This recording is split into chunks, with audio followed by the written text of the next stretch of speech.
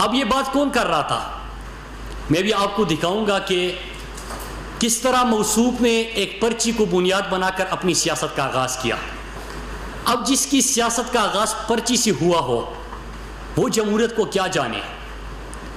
اور چونکہ ان کی تعلیم بھی پاکستان سے باہر ہے، کیونکہ قوم کے پیسے پہ اگر صحیح معنوں میں احتساب ہو، میں ہمیشہ کہتا ہوں تو آکسفورڈ کی فیس بھی واپس ادا کرنا پڑے گی.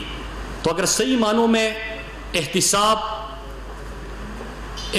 اس ملک کے اندر ہو تو آپ دیکھ لیں گے کہ ان کو اپنی فیس بھی واپس ادا کرنا پڑے گی. لیکن اس سے ایک اور نقصان بھی ہو رہا ہے کہ ان کو پاکستان کی تاریخ کا علم ہی نہیں ہے. میں چند حقائق آپ کے سامنے رکھوں گا. سب سے پہلے آپ کو یاد ہوگا کہ پیپلز پارٹی جس کی بنیاد ذوالفقار علی بھٹو نے رکھی تھی، یہ تو خیر بھٹو کی پارٹی رہی نہیں، یہ تو زرداری نے اور فرزند زرداری نے ایک مخصوص علاقے کی جماعت اس کو بنا کے رکھ دیا ہے. لیکن ان کی سیاست کا آغاز کیسے ہوا تھا؟ آپ کو یاد ہوگا سکندر مرزا کو لکھے گئے خط کا اور کس طرح وہ تعریفیں ہوئی تھی. ان کو تاریخ کا علم نہیں ہے. میں وہ خط پڑھ کے سنانے کی بجائے میڈیا کے اوپر چھوڑ دیتا ہوں کہ جب ان کی پریس کانفرنس دکھائی جائے تو اس وقت گزارش ہی کر سکتا ہوں کہ اگر اس خط کا بھی قوم کو پتہ چلے کہ کس انداز سے تعریفیں ہو رہی ہے، کون کس کو ڈیڈی کہتا تھا. اور میں کہوں گا کہ یہ آپ کی اسکرین کے سامنے اگر آپ کیمرے ادھر کر دیں تو ایوب خان اور بھٹو کی آپ اگر پلیز ادھر بیٹھ جائیے تو ایوب خان اور بھٹو کی. اور جب بھٹو حلف لے رہا تھا ایوب خان سے تو سلیکشن کا اگر وہ منظر بھی آپ دکھا دیں. پھر اس کے بعد دوسری جماعت بنی اور وہ کس طرح بنی، وہ کسی کو ایکٹر بنانا تھا، رنگیلا کے پاس بھیجا تھا. انہوں نے کہا کہ یہ ایکٹنگ نہیں کر سکتا. پھر سوچا کرکٹر بن جائے گا، جم خانہ بھیج دیا. لیکن وہ اپنے ساتھ امپائر لے کے جاتا تھا تو کھیل لیتا، امپائر اپنا نہ ہوتا تو پھر نہیں کھیل پاتا. لہٰذا ایکٹنگ میں بھی ناکام، اس کے ساتھ ساتھ کرکٹر بننے میں بھی ناکام. اور پھر اس کے بعد جنرل ضیاء الحق جنرل جیلانی، آپ کو پوری کہانی پتہ ہے کہ کس طرح ان کی کوکھ سے اس کی سیاست نے جنم لیا. اگر آپ اسکرین پہ دکھائیں نواز شریف اور جنرل ضیاء الحق کی یہ جس طرح ادب سے نواز شریف کڑے ہیں. لیکن صرف یہ نہیں ہوا، یہ تو ماضی کی بات ہے. IJI بنتی ہے، کس طرح ان کو مین سٹریم پولیٹکس میں لے کے آتے ہیں. اور پھر اس کے بعد میں 1 مہینے پہلے کا ایک کلپ آپ کو دکھاؤں گا کہ آج بھی ان کے چھوٹے میاں کو اس کی پڑی ہے، سلیکٹر ڈھونڈ رہا ہے، شارٹ کٹ ڈھونڈ رہا ہے، چور دروازہ ڈھونڈ رہا ہے. ذرا وہ منظر بھی دکھائیے کہ کیا کہا شہباز شریف نے اور شہباز شریف کے حوالے سے کیا بات ہوئی.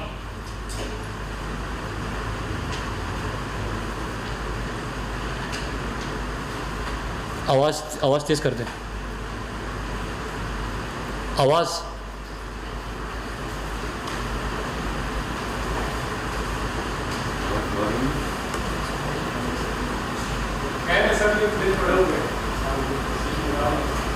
جی. میں قوم کو دکھانا چاہتا تھا، سنانا چاہتا تھا کہ یہ پورا قوم دیکھ لیتی کہ آپ نے دیکھا کہ کس طرح پرچی پہ ان کے سیاست کا اپنا آغاز ہوا، کس طرح کون کس کو ڈیڈی کہہ کے اپنی سیاست کا آغاز کرتے، پہلے کابینہ میں آتے اور پھر اس کے بعد دوسری طرف. اگر آپ بیٹھ جائیے پلیز. پھر اس کے بعد یہ شہباز شریف نے حالیہ دنوں میں کیا کیا. پھر اس کے بعد دوسرا میں آپ کے جو باتیں ہوئی اس کی طرف آؤں گا. فارن پالیسی کے اوپر بڑی بات ہوئی، لیکن اگر آواز نہیں چل رہی تو پھر کوئی فائدہ نہیں ہے.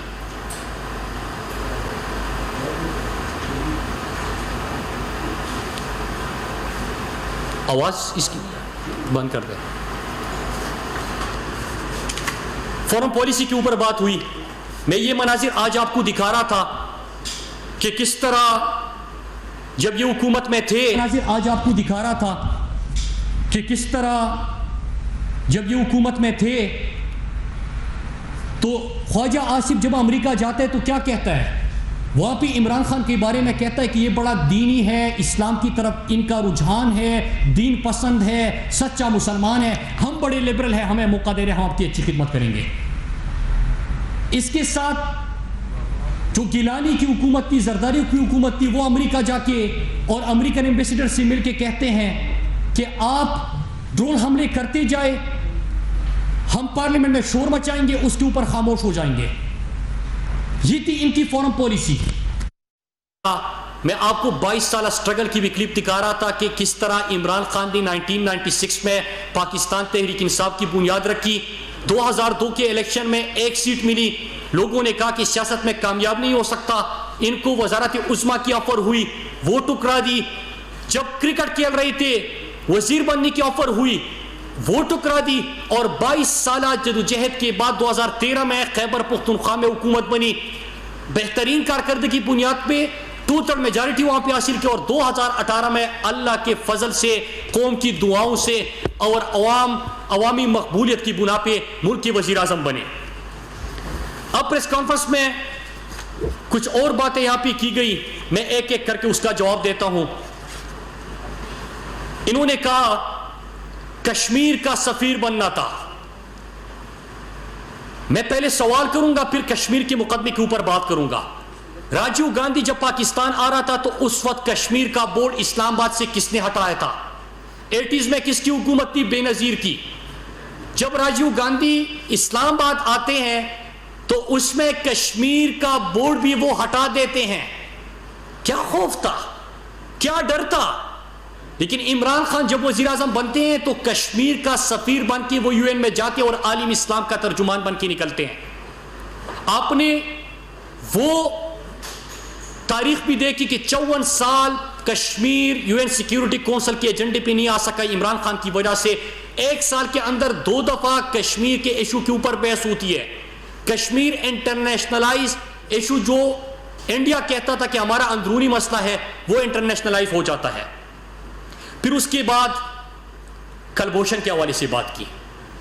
میں سوال پوچھتا ہوں کہ ICJ میں کون نے وہ جوریڈکشن جو ہے وہ تسلیم کی؟ ویانا کنونشن کی کس نے بات کی؟ کون شرماتا تھا کلبھوشن کا نام لینے کے لیے؟ کس کا ویڈیو بیان اور کس کے سٹیٹمنٹ کو ICJ میں پاکستان کے خلاف چلایا گیا؟ یہ ہم نہیں ہے، اپوزیشن میں جو بیٹھے لوگ ہیں۔ لیکن آج اگر پاکستان کوئی بہتری کے لیے کام کر رہے اور پارلیمنٹ میں پوری بریفنگ دی گئی تو آپ اس کے اوپر سیاست کرتے ہیں۔ آپ کو دکھ اس چیز کا ہے کہ آج کشمیر پوری دنیا میں ایک بہت بڑا ایشو بن کے کیوں سامنے آیا؟ آپ کو دکھ اس چیز کا ہے کہ انڈیا اور مودی کی پالیسیز کی وجہ سے کس طرح اس کو بے نقاب کیا گیا۔ دکھ اس چیز کا ہے کہ آج اسلام کا پاکستان کا کشمیر کا سفیر بن کے اقوام متحدہ میں عمران خان جاتے ہیں تو پوری دنیا ان کی آواز سنتی ہے۔ اس کے اوپر کوئی بات نہیں، اپنی ہی کرتوتوں کے حوالے سے بات کر رہے ہیں۔ ICJ میں بیان آپ کا پاکستان کے خلاف چلایا جاتا ہے، آپ ہی وہاں پہ جاتے ہو۔ کشمیر کا بورڈ راجیو گاندھی کے دورے کے موقع پہ آپ ہٹا دیتے ہو۔ پھر اس کے بعد انہوں نے ایک اور بات کی، پرائم منسٹر عمران خان، اور میں آتا ہوں کہ انہوں نے جو PTI کا منشور پڑھ کے سنایا، میں اس کے اوپر بھی آتا ہوں۔ انہوں نے کہا کہ عمران خان نے کہا تھا کہ میں وزیر اعظم ہاؤس میں نہیں رہوں گا، آپ نے بھی سنا ہوگا۔ انہوں نے کہا کہ تو اس کا میں یہ جواب دے دوں کہ عمران خان وزیر اعظم ہاؤس میں نہیں رہ رہے، بلکہ آج اللہ کا لاکھ لاکھ شکر ہے کہ 2 سال بعد جس پاکستان کی ہم بات کر رہے ہیں وہاں پہ، چھوڑ دیجئے بھائی، آج جس پاکستان کی ہم بات کر رہے ہیں وہاں پہ آپ پلیز چھوڑ دیں، پلیز چھوڑ دیں، نہیں چل رہا تو چھوڑ دیں اس کو، میں بات کر رہا ہوں۔ تو کوئی کیمپ آفس عمران خان کا نہیں ہے۔ میں ان سے پوچھتا ہوں کہ زرداری کے اخراجات ذرا میں آپ کے سامنے رکھتا ہوں، کمپیریزن کرتا ہوں، پھر مقدمے کے اوپر آتا ہوں۔ انہوں نے کہا کہ عمران خان نے کہا تھا وزیر اعظم ہاؤس میں نہیں رہوں گا، نہیں رہ رہے۔ عمران خان کا کوئی کیمپ آفس نہیں ہے۔ عمران خان کے گھر کی طرف سڑک اور جو فینسنگ وہاں پہ ہوئی وہ اپنے پیسے سے ہوئی۔ کوئی کسی دورے پہ عمران خان اپنے ساتھ اپنے رشتہ داروں کو نہیں لے کے گئے۔ کوئی بھی دورہ عمران خان کا 2 سال کے اندر پرائیویٹ دورہ نہیں ہے۔ لیکن جو دورے ہوئے اس کا کمپیریزن اور جو ان کے تھے کہ زرداری نے 5 سال کے اندر بیرونی ملک دوروں پہ کتنا پاکستان کا خرچ کیا عوام کے ٹیکس کا پیسے کا 316 کروڑ 41 لاکھ 18,287 316 کروڑ 41 لاکھ 18,287. لیکن صرف یہ نہیں, کیا فرزند زرداری جواب دے گا کہ ان کے لیے جو سیکیورٹی کے نام پہ لوگ کھڑے ہوتے تھے 2015 میں 656 صرف ان کے ساتھ سیکیورٹی پروٹوکول میں ہوتے تھے اور گھر کی سیکیورٹی کے لیے 1722 بندے ہوتے تھے. اس طرح 2016-17 میں 820 ان کی سیکیورٹی کے لیے بندے ہوتے تھے اور گھر کی سیکیورٹی کے لیے 2050. حالانکہ یہ وہ دور ہے جب یہ حکومت میں نہیں تھے, تب بھی پاکستانی قوم کا پیسہ ان کے اوپر اس طرح خرچ ہو رہا تھا. پھر 2 یو این کی وزٹ کی بڑی بات ہوتی ہے. عمران خان نے یو این کا وزٹ 1,62,000 پہ کیا. شاہد خاقان عباسی وہ دورہ $7,05,000 پہ کرتا ہے. نواز شریف $11,13,000 لگاتے ہیں اس دورے کے اوپر. عمران خان آصف علی زرداری $13,09,000 اس دورے کے اوپر لگاتے ہیں, جو عمران خان $1,62,000 میں کرتے ہیں. لیکن یہ جاتے ہیں پرچی تھام کے, ڈو مور کا ان سے مطالبہ ہوتا ہے اور پھر یہ وہاں پہ کہتے ہیں کہ آپ ڈرون حملے کرتے جائیں گے, ہم پارلیمنٹ میں شور مچائیں گے اور پھر خاموش ہو جائیں گے. پھر انہوں نے بات کی کشمیر کا یو این جی اے میں اس مرتبہ جو پرائم منسٹر عمران خان نے کشمیر کا مقدمہ لڑا اس سے پوری پاکستانی قوم فخر محسوس کرتی ہے. جس انداز سے انہوں نے انڈیا اور مودی کو بھی نقاب کیا اس پہ پوری پاکستانی قوم فخر محسوس کرتی ہے. لیکن جب آپ کلبھوشن کی بات کریں تو یاد رکھیے گا کہ آئی سی جے میں آپ لے کے گئے, پھر اس کے بعد کلبھوشن کا نام لینے پہ آپ کتراتے تھے. ریمنڈ ڈیوس کو آپ کی دور حکومت میں جب پاکستانیوں کو شہید کیا گیا آپ کی دور حکومت میں چھوڑ دیا گیا. کشمیر کا بورڈ راجیو گاندھی کے دورے کے موقع پر آپ نے ہٹا دیا. اب آتے ہیں دوسرے ایشوز کے اوپر. کہا گیا کہ چینی کے اوپر این آر او, آٹے کے اوپر این آر او, چینی کی جو جے آئی ٹی بنتی ہے رپورٹ آتی ہے اور اس سے پہلے فیک اکاؤنٹس کی جے آئی ٹی تھی, اس میں ان کے ابو کا ذکر ہے. عمران خان کا کوئی شوگر مل نہیں ہے. اس میں ذکر ہے کہ کس طرح ان کو سبسڈی ملی اور کراچی کا اور سندھ کے لوگوں کا خون چوسا گیا اور پیسے ان کے شوگر ملوں کو ملے گئے. این آر او اس پہ نہیں ملے گا. جے آئی ٹی رپورٹ آئی, فورنسک ہوا, جزا سزا کا عمل شروع ہوا اور اس میں آپ جتنا بھی شور مچائے آپ کو کوئی بھی معافی نہیں ملے گی. گندم غائب, وہاں پہ گوداموں سے گندم غائب, گندم کی چوریاں, گندم کے معاملے پہ نیب کی ریکوریاں, گندم کے معاملے پہ نیب کی تحقیقات. سندھ سے یہ آوازیں آ رہی ہے, شور مچاؤ گے پھر بھی این آر او نہیں ملے گا. پھر اس کے بعد ذکر کرتے ہیں کرپشن کا. اب زائد سنیے, فرزند زرداری کرپشن کے حوالے سے بات کر رہا تھا. آصف علی زرداری کی جماعت کرپشن کی بات کر رہی ہے. ہمیں یاد ہے 2008 سے 13 تک ہر روز رات کو ایک پروگرام چلتا تھا اور ایک سرخی لگتی تھی عجب کرپشن کی غضب کہانی. ان کی دور حکومت میں ہر دن کرپشن کا نیا اسکینڈل. انہوں نے تو حج اور عمرے کو بھی نہیں بخشا تھا. پھر اس کے بعد آپ یہ بھی دیکھیے کہ فیک اکاؤنٹس, پاکستانی قوم کی سندھ کی ترقی کا پیسہ, صحت کا, تعلیم کا, پانی کا, بڑے بڑے منصوبوں کا, سڑکوں کا, یہ تمام پیسہ انہوں نے کایا, فیک اکاؤنٹس میں ڈالا اور اپنے لیے استعمال کیا. سندھ کی ترقی کا پیسہ, جے آئی ٹیز بنی, fake accounts J I T ہو, T T J I T ہو, ان کے نام بھرے ہوئے ہیں. ایڈیٹر جنرل کی رپورٹ اگر آتی ہے ہمارے دور میں پہلے سال کی تو 98% irregularities میں کمی ہوتی ہے.